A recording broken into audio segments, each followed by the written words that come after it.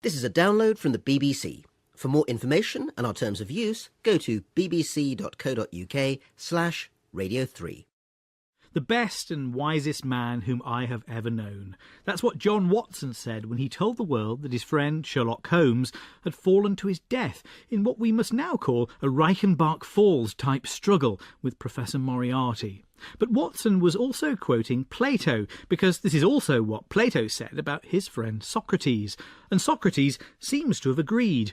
I'm the wisest man alive, for I know one thing, and that is that I know nothing. So a man of deep philosophical honesty, but not somebody that you'd call in if your sister expired mysteriously in the night, declaring, "The band, the speckled band." Tonight, Holmes and Watson are under investigation. They're the subject of a major new exhibition, and their modern resurrection man, Mark Gatiss, co-creator of the BBC series Sherlock, is here live to interpret the evidence. And we have a pair of Greek interpreters here too, Rebecca Newberger Goldstein and Armand Marie Leroi, who are here to tell us how Plato and Aristotle can help us solve modern problems, scientific and moral. And we'll also calculate the impact of Ada Lovelace, the world's first computer programmer, and mother, therefore, of the Enigma machine, Candy Crush, unexpected item in bagging area, and this.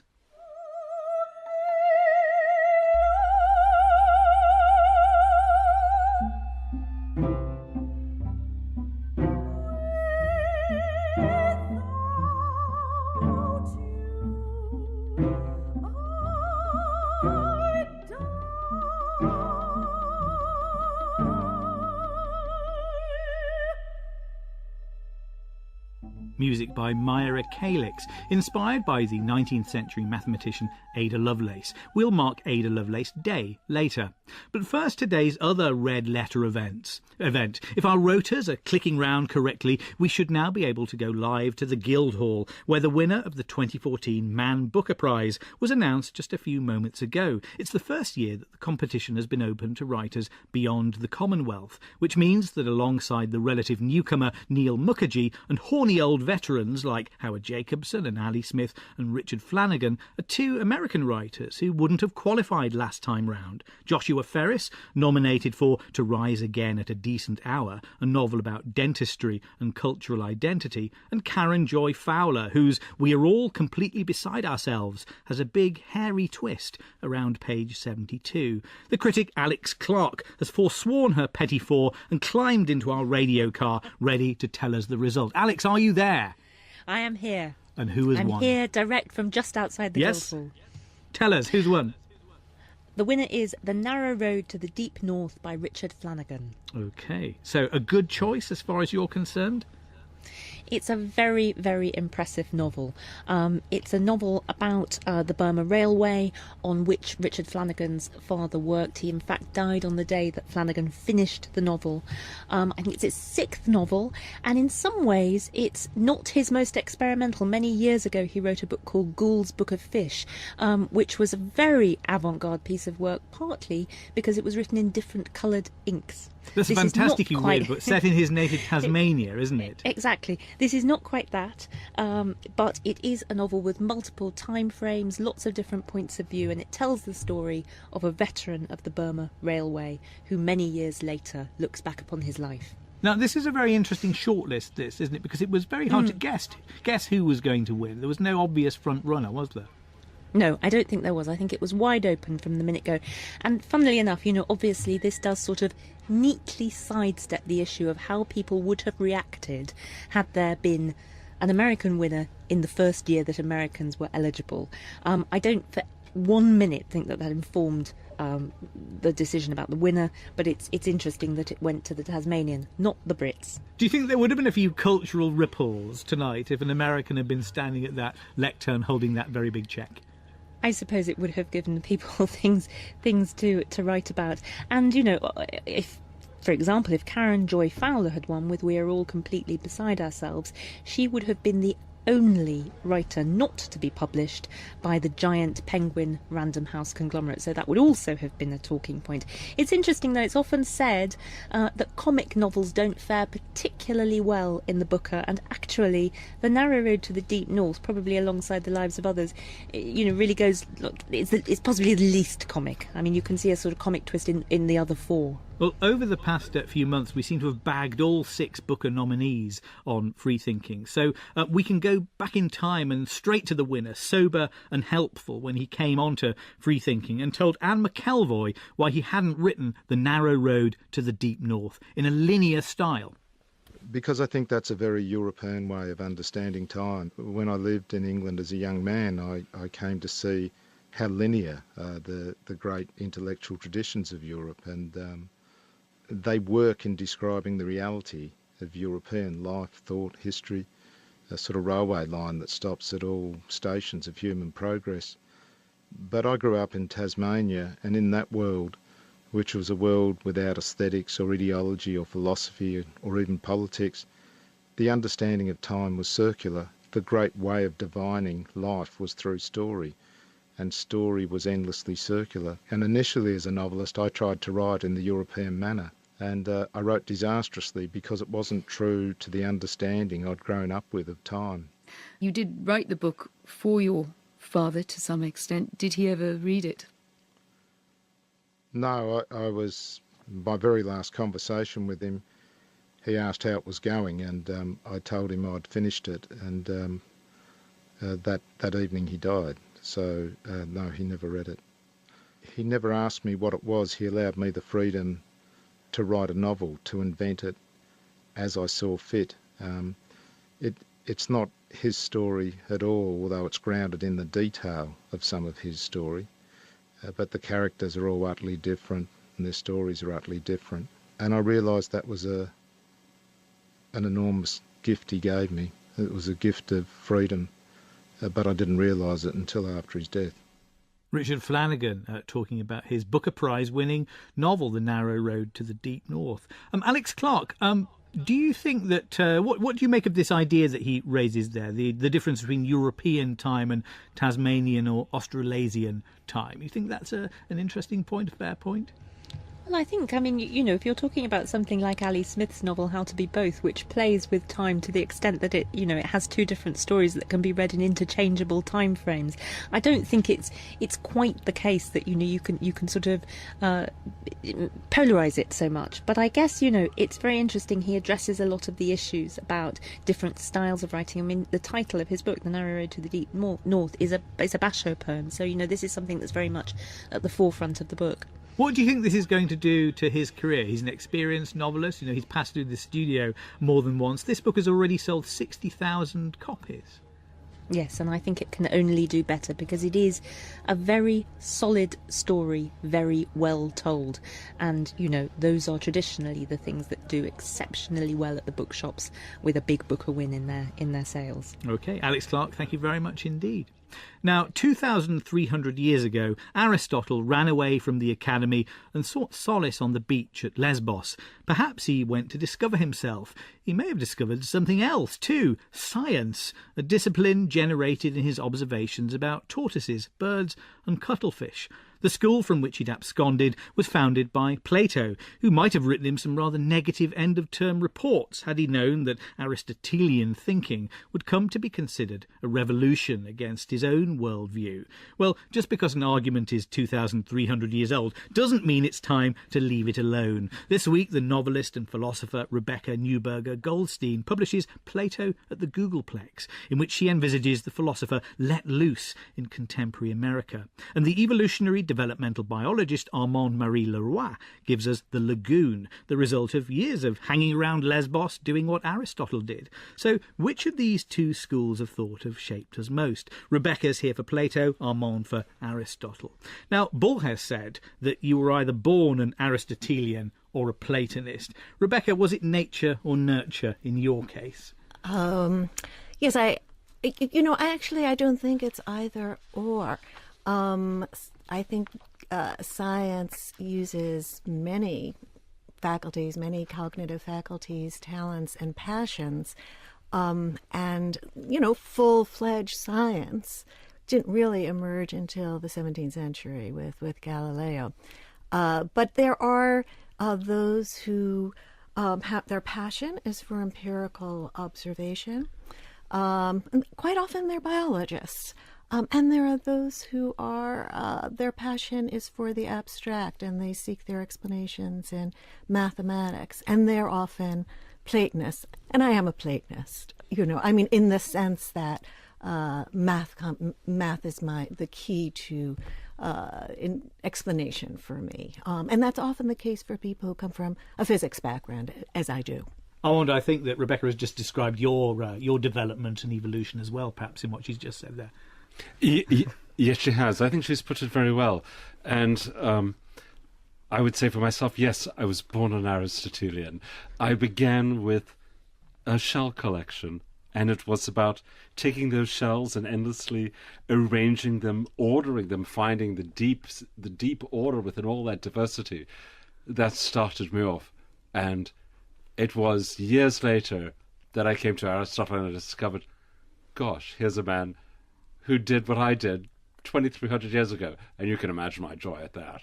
Now, what's the best way to characterise the difference between these two schools of thinking? Would it be to say that Aristotle was interested in apparent phenomena and Plato in what may lie behind those phenomena, abstract ideas, Rebecca?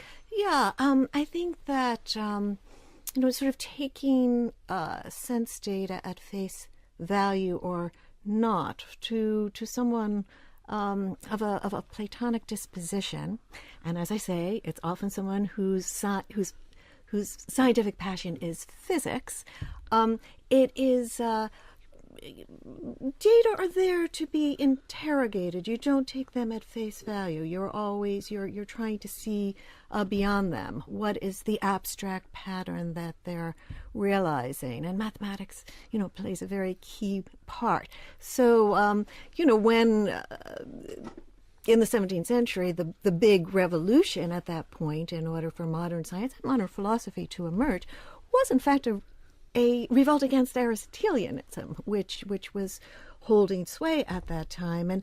And for the Copernican revolution and all of this to take place, one had to say, the sense data are misleading us here. Let's try to describe what's going on in terms of the best mathematics. So it's a kind of,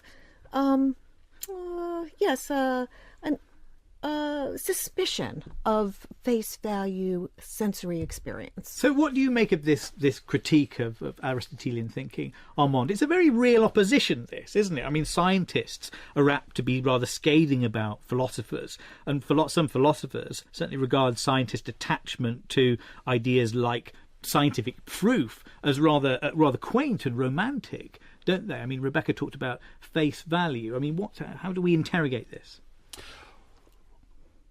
Well, the question is, let's bring it back to Plato and Aristotle, at least that tells us one particular moment in time. And how does one view Aristotle with respect to Plato? Many people think he was Plato's student, and many people are inclined to make him his epigon, a minor follower. Platonists tend to do that, of course. I would never do that. Never. I'm glad to hear it. Because to me, the difference between these two thinkers could not be more radical. Although there are many particular doctrines and ideas that filter from one man into the other, the way in which they approach the world and how to understand it is so fundamentally different. Plato is ultimately uninterested in the real world. Plato, I'm loading the question, he's uninterested in the world of sensory experience. Mm-hmm. For him, the real world is the world of forms, of ideas that lie beyond that. That is Plato's position. Aristotle says no. Aristotle says it is this world, the world that we can sense and touch and feel, that is the thing that has to be explained. Plato's forms annihilate the study of nature, Aristotle says, and that division is so radical and so profound, and it runs throughout the history of Western thought.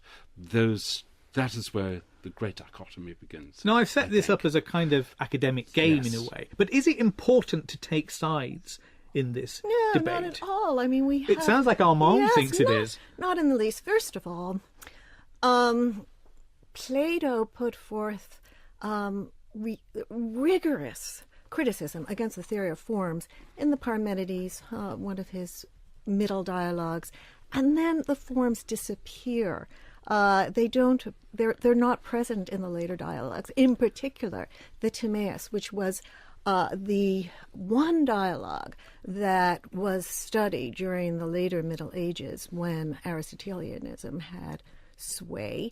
And it was, in fact, that dialogue, which does not even mention the forms at all. Plato had done away with them himself. He's that lit the fire of Galileo, who always refers to Plato as the divine Plato. When Galileo says, that very famous quote that I ought to have committed to memory from the Assayer, but that philosophy is written in that great book, the Book of Nature. But anyone who wishes to peruse that great book must first learn the language and recognize its characters, without which it is completely unintelligible. It is written in the language of mathematics, and its characters are geometrical figures. Without them, one can't understand a word of nature and wanders around as if in a dark labyrinth. That ignited modern physics, and it is straight from the Timaeus, nothing to do with the forms. Plato himself had already abandoned the forms. Armand. The way I read the Timaeus, it is riddled with the theory of forms. It is indeed the notion that Plato tells us that the account that he's going to give us is an ikos mythos, a plausible story or tale of the world. And he plays fast and loose with this notion as to whether it is this world that he's giving an account of, or whether it's really the abstract world beyond the senses. That is, in other words, it is his theory of forms is still absolutely implicit there. But the real problem with Plato, and it is the Timaeus in which you can see it, is that it appears to be a book of natural philosophy. It gives an account of what looks to be the world and how it's structured and the elements, and it even has a little bit of zoology. And yet you can see how it is a fundamentally different enterprise, and that you can see where it is than what Aristotle does, and you can see it in one of the last passages of the Timaeus when he gives an account of the origin of the animals. So Plato says, where do the animals come from? He tells us, he gives us a little story about that people who were born with who have various vices in the course of their life are reincarnated as creatures. Some of them, particularly vicious men, are reincarnated as creepy crawlies. Indeed, women have the same origin. And then he tells us, and then those men who spend their time looking at the stars, those very frivolous men are reincarnated as birds. It's a pop against scientists, and it tells you just how fundamentally opposed he is to investigating the natural world. Sounds like it hit the mark as well, Armand. Well, Rebecca, yes. In your book, you imagine Plato at work in the May I just say modern world. one thing? Yeah, go on. Yes, there.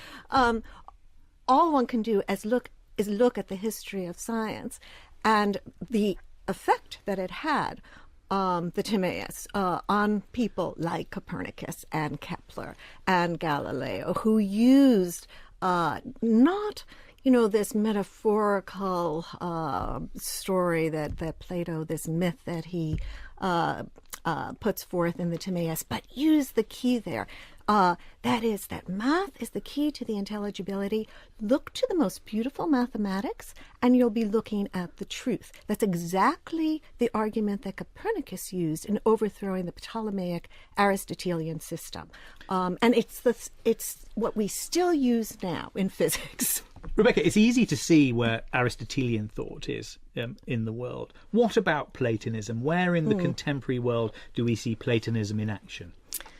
I'm very reluctant to pin any doctrines on Plato. What's so wonderful about Plato, what he began, not only seeding the ideas of modern science and modern physics, but really creating the field of philosophy. Philosophy consists of so many different subgenres. For every area of human concern and inquiry that you can think of, there's the corresponding philosophy of it. Philosophy of religion, philosophy of language, philosophy of mathematics, philosophy of everything, ethics, political theory. And Plato, he laid out that whole territory, and he asked the paradigmatic questions. It's the questions that were so important, not the answers. Well, you put suggested. him in your book in the modern world, supplying some of the answers, haven't you? There's an uproarious chapter where you make him reply to various letters that people have sent into an agony aunt, and he applies his ideas to their problems. Can you do this with a set of questions that you haven't supplied? Do you think that the dilemmas of moral life do pose Greek questions, answers to which questions to which Plato might provide an answer? Well, yeah. I mean, questions keep coming up. So the very last chapter, for example, of the book, I have Plato going to a neuroscientific lab and getting an fMRI. But first he has a discussion with two neuroscientists about whether the most recent findings in neuroscience have obliterated the idea of free will, moral agency, personal identity. And so as science progresses, it's always throwing off, more philosophical questions. And so the very advance of science entails that philosophy itself is always going to continue, because what philosophy tries to do is mediate between the scientific worldview, which it must be familiar with, and other intuitions we need in order to live coherent lives. And that was the process that Plato began. How do we assess these bodies of thought fairly, though? The texts are so strange and so interrupted, and we have 2,000 years of what followed to outmaneuver, don't we? It's very hard to look at Aristotle's observations about the natural world and not think about Darwin, isn't it, Armand? Or to look at Plato and sidestep our ideas about individual human rights. How do we think ourselves into that place? It is very difficult, and it is, and when one, exactly as you said, for his biology, and that was Aristotle's primary concern, at least in terms of his science and his great triumph. It is very difficult to read him without thinking of Darwin, because their problems are fundamentally the same. That is to say, the study of the diversity of living things, and they both give explanations for it, and they both hoover up all the facts going in order to put them in the service of those explanations. Darwin didn't read Aristotle, did he? Are very different. Darwin never read Aristotle. There's a note which he has to himself as a young man, which he says, read Aristotle to see if many of my thoughts are very old. He never got around to it until he was very old. In fact, it was one of probably the last things he read before he died. And he says, and it's a rather wonderful quote, he says, Cuvier and Geoffroy, two 19th century naturalists, have always been my two gods, but they were mere schoolboys compared to old Aristotle. And he was right. And the reason he was right, but he was righter than he knew, because in fact Darwin had absorbed Aristotelian thought, but it had absorbed him via Cuvier and Geoffroy, who had read their Aristotle, as indeed had nearly all 19th century biologists. The roll call of pre-Darwinian biologists who have read Aristotle just runs on and on and on. And it is he who really is the foundation for modern science, although, as Rebecca says, it was also he against whom modern science had to fight. Rebecca, what's the difference between a good life, as imagined by Plato and Aristotle? Do you need to be intelligent to live either? Yes, unfortunately, this is yes. In the book I explore why did the Greeks come up with philosophy and also the rudiments of science. I think it takes a good deal of imagination to read science back into either of them, and with so much else, with democracy, with great art, timeless poetry, all of this. What was going on there? And I theorize that there was a kind of ethos of the extraordinary that began long before the classical age in Greece. And Aristotle and Socrates and Plato were all part of this. They were arguing with the Homeric view that you have to be extraordinary. It doesn't matter how, as long as you get a claim and you're going to be spoken about, kleos. For Socrates and Plato and Aristotle too, it was a certain kind of philosophical extraordinary, and that counted. But it took smarts. I'm afraid we'll have to leave it there. 2,300 years, I thought we were going to solve it in the last quarter of an hour. Sadly not. Rebecca Newberger, Goldstein and Armand Marie Leroi, thank you very much. Rebecca's book is Plato at the Googleplex and Armand's is The Lagoon, a body of water as marvellous as the blue one in which you might find Brooke Shields and Christopher Atkin. Aristotle thought that moths generated spontaneously inside clothes, that mud bred crocodiles, and that men had more teeth than women.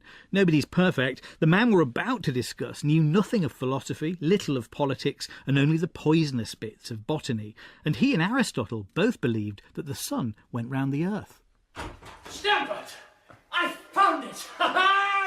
Stanford! I found it! I knew I would! Dr. Watson? Mr. Sherlock Holmes. How do you do? How are you? You've been in Afghanistan, I perceive. How on earth did you know that? Never mind. Clive Merrison as Sherlock Holmes and Michael Williams as Watson. Despite these educational deficiencies and the drugs and intimacy issues, Sherlock Holmes has done pretty well for himself. He's been in the circulatory system of our culture for over 130 years, a symbol of the age into which he was born, and yet, unlike rivals like Marple or Poirot or Whimsy, unconfined in the prison of his publication date. In the BBC, Sherlock, created by Mark Gatiss and Stephen Moffat, Holmes drums at work online and has exchanged his dark shag for a row of Nicorettes. His Watson's Afghan war wound is the result of a Taliban bullet. This week the Museum of London opens an exhibition about Conan Doyle's detective that's as compendious as the gazetteer on the bookshelf at 221B Baker Street. Some of it so spectacularly exciting that the museum is keeping it secret until the official opening day. Well, we have some exciting intelligence too. Instead of being stuffed and mounted in one of the museum's glass cases, Mark Gatiss is here on the free-thinking ottoman, ready to ratiocinate, having spent the evening snooping around the Museum of London. Mark, why has Sherlock Holmes managed to produce more artefacts, inspire more biographical writing, more analysis than some real big, important historical figures who actually existed? I actually was in a glass case, but I've broken out tonight. I think it's probably because of the endless fascination of a person who didn't exist. In that foggy gap, we can project all kinds of things. The reason that Sherlock and Dr. Watson have persisted for 130 years is that precisely because there is so much room for us to invent our own things around them. There are famous illustrations by Sidney Paget, which gave us our first illustration of the idea of the men, but then there are film and TV interpretations which go on and on. There are references to missing stories. Even as the stories began, there were things we weren't allowed to read. So there's always this sort of gap in which we can actually project our own versions and endlessly reinvent them. So I think it's probably to do that. Also, I think, it's an interesting thing that a lot of the great Victorian heroes that we grew up reading Ladybird books about have absolutely passed away. No one talks about David Livingstone anymore. A lot of the places that used to have schools named after them, we don't know these dusty Victorian historical figures, but we do know Sherlock Holmes, Dr. Watson, because they sort of transcend it. The idea that he might exist has been very powerful, very salient in his history. We all know those stories about people writing letters to him to try and solve their problems. I mean, does that idea persist, or has that kind of passion and belief been transferred to people like you and Stephen Moffat, who are sort of in control of his career now? You have no idea. I think it has, actually. To be frank, I think that the age when people used to write letters to the Abbey National in Baker Street, who used to have an actual secretary whose job was to answer Sherlock Holmes's mail from people who'd lost their cat or their pencil case and wanted him to come and investigate. I think we've got beyond that, but I think what's happened is that people know he's not real, but they sort of want they want him to be real still. So there's a transference of that kind of need onto a knowingly fictional figure that they can still sort of have an ownership of. Let's talk about the solid objects in this exhibition. Was there anything in it that changed your sense of what the narrative of this character? Well, there is a remarkable thing which is the first jottings of A Study in Scarlet, the first story, and what's contained on this page, it has been reported elsewhere for years. In fact, I don't think it's the first time it's been displayed since the Festival of Britain in 1951. And it has a few jottings, including Holmes's original name, Sherrinford Holmes, and Dr. Watson's extraordinary original name, Ormond Sacker, and a couple of little fragments of what becomes the first argument about Dr. Watson thinking that you can't extrapolate the idea of a deduction from one single fact.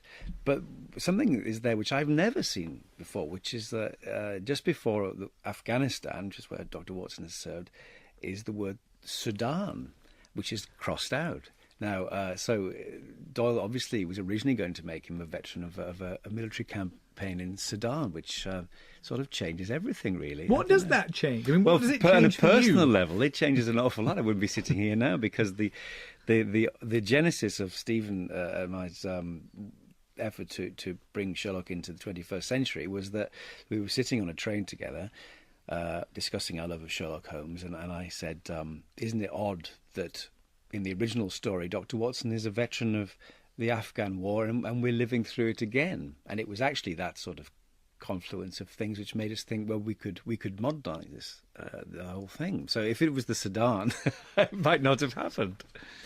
There's still more to be discovered about Sherlock Holmes, isn't there? I mean, only a couple of weeks ago, there was the rediscovery of a lost film, formerly lost film, was announced, wasn't it, from 1916, starring William Gillette. What's the significance of that? Well, I mean, that's been a holy grail for film fans forever. But I think it's, as the most filmed character in fiction, there are endless versions to explore and to rediscover. And as I say, I think everybody has their idea in their head, and everybody's a fan of a certain version. And I think we've definitely managed to bring it to a whole new audience, which is absolutely thrilling. But it's lovely to be part of an ongoing tradition, to think that for however brief a period, the keys of Baker Street are in your hand, and you have to, treat it very carefully. But that there will also always be more, because that's obviously just the way it's going to be. Can we talk about his relationship with time? One of the things that the exhibition offers very strongly is a sense of the Victorian context of Conan Doyle's stories. There's a great emphasis on the topography of London and where that's legible in the stories. All kinds of paraphernalia from the cultural context of Doyle's life. What kind of case do you think it was making?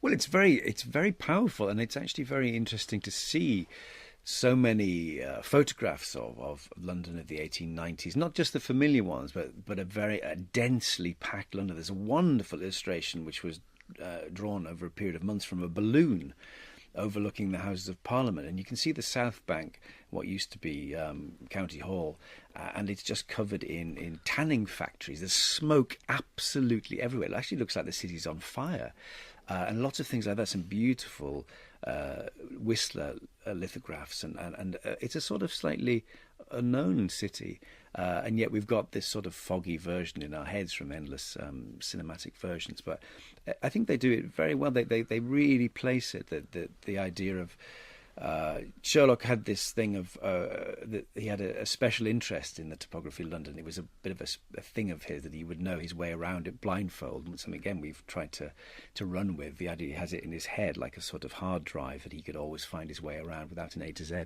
and it does that very, very, very convincingly. It gives you a wonderful sense of it. There's lots of contemporary paintings. The only real missing things for me are that there's nothing by Vernet. the French painter, who's a genuine French painter to whom Holmes was grafted. His grandmother was Vernet's sister, I think. And we should say that the National Gallery has quite a few Vernets that have been sitting gathering dust in the cellar for years. It's the best chance they've ever had to come out. And the other thing which I would have liked to see is Sidney Paget, who did the famous illustrations, was actually commissioned accidentally, and the commission was supposed to go to his brother Walter. And partly to make up for the fact that he got the best job of his career, Sidney Paget based Sherlock Holmes on Walter, who's a very handsome man. And actually, if you see a photograph of Walter Paget, it is a photograph of Sherlock Holmes, and it's a strange moment. It is like that. That's when he really does become like a real person. I would have liked to have seen that, but there's joys galore in there. I mentioned Sherlock's kinship with Socrates at the beginning of the programme. There are essays out there, lots of them, on the Socratic nature of Holmesian deduction. When you're trying to write new deductive set pieces, what has this taught you about the nature of Holmesian reasoning? Is it a real kind of reasoning, or is it a sort of magic? Oh, well, it's a magic trick, isn't it? But I mean, he makes it explicit that, like a magician, he spoils it if he tells you the bits in between. And like a great trick, when you find out, you sort of go, oh, right. And actually, if you just produce the result and knock out everything in between, it is indistinguishable from magic. But I think the main problem with trying to come up with the deductions, and what Doyle did, is that you have to half believe it's possible without really having to interrogate it, because that part is extremely difficult. Very briefly, Rebecca and Armand are still here. We should just throw this out to them. Is Holmes an Aristotelian, a Platonist, Rebecca? I would say he's an Aristotelian. He takes the sense data very, very seriously. Armand, you're not going to disagree with that, are you? I wouldn't, and I would add to him that it was Aristotle who codified deductive logic, the theory of it, which, of course, is the essence of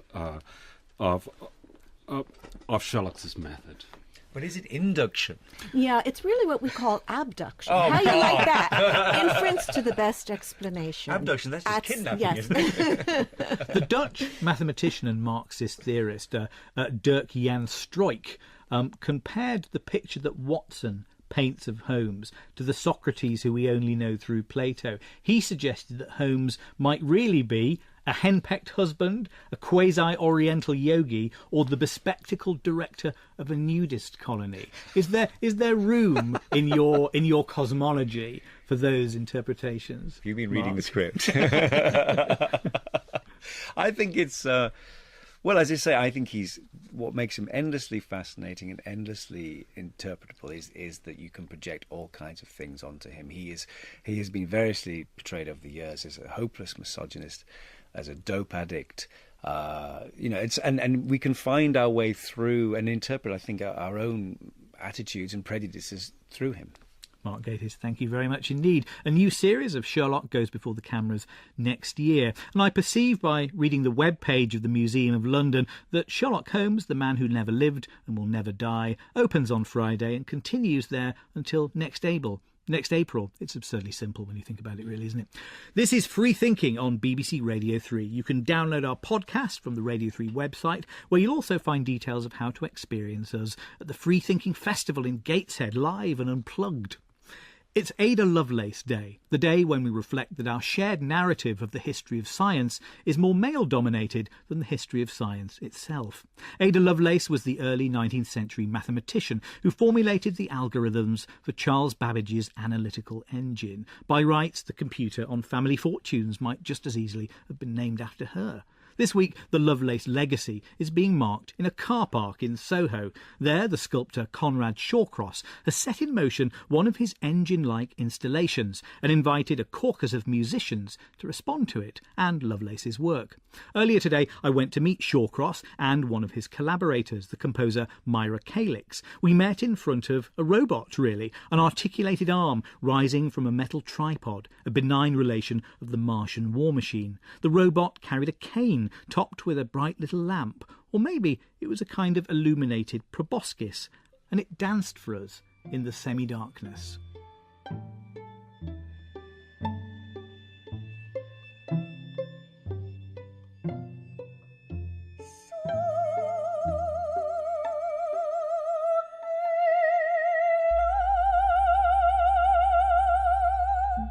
first came across Ada when I was a student, and I read a book called Zeros and Ones by Sadie Plant. The opening line of that book starts, and I'm slightly paraphrasing, but it says, I think, something along the lines of, in 1833, a young girl is confronted by a machine that changes her life and the world forever.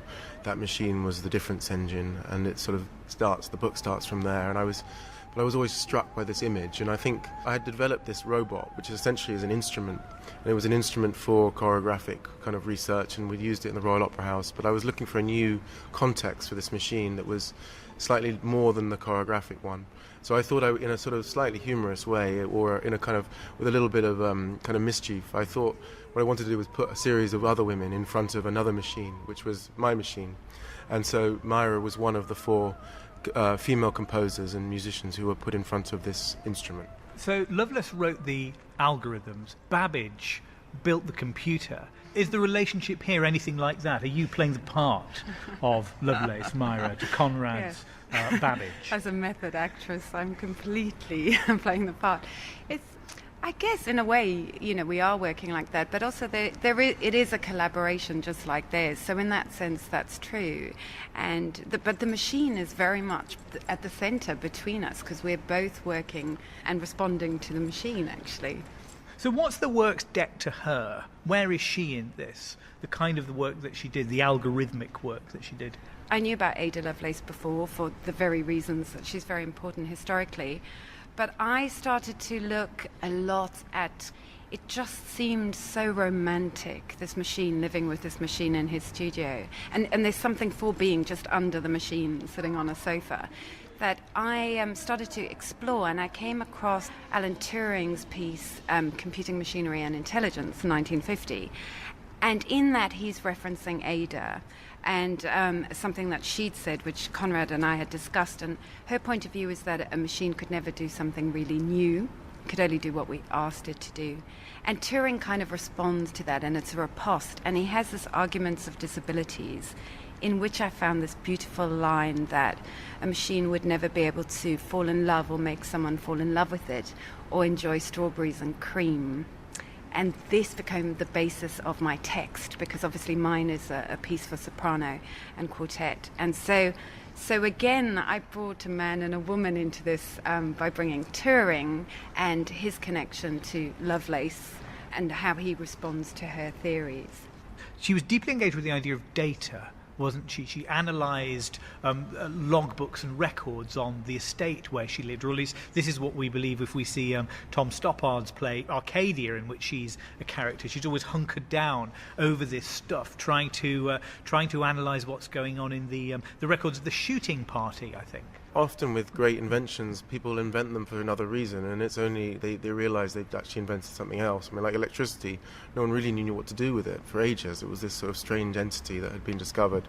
And I think it's the same with Babbage. He invented this machine, but he didn't really understand the potential of it.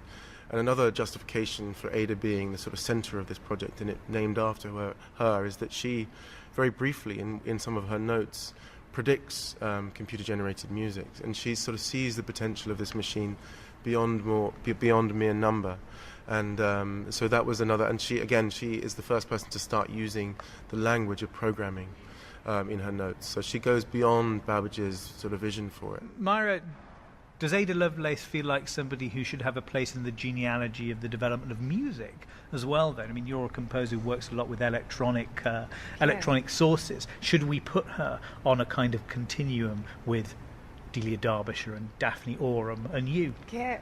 Well, I mean, that's really interesting because, as Conrad's pointed out, that she makes this prediction at such an early point in computing, the birth, really. So, yes, I mean, I think she played harpsichord. She obviously was very interested in music. And so just by making that prediction and having this sort of idea that computers or technology could be used for art in some way, then she fits completely in that cycle with Delia and Daphne, and who came so much later but actually made true computer music.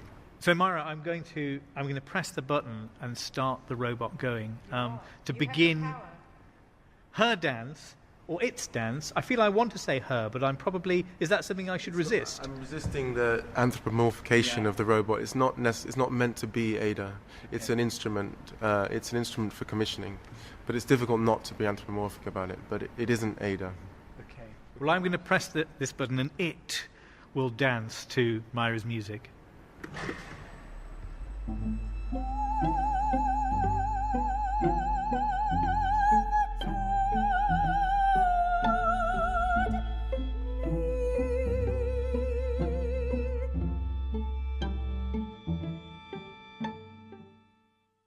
Conrad Shawcross and Myra Calix. Find their work at the Brewer Street car park in Soho in London until the end of the month. This is where me and my producer Fiona McLean pour coffee on the motherboard and call IT. Tune in tomorrow and you'll hear Rana Mitter talking to David Baddiel, Julie Birchill and Shlomo Sand, in part about Sand's new book, How I Stopped Being a Jew. Tune in tomorrow at 10.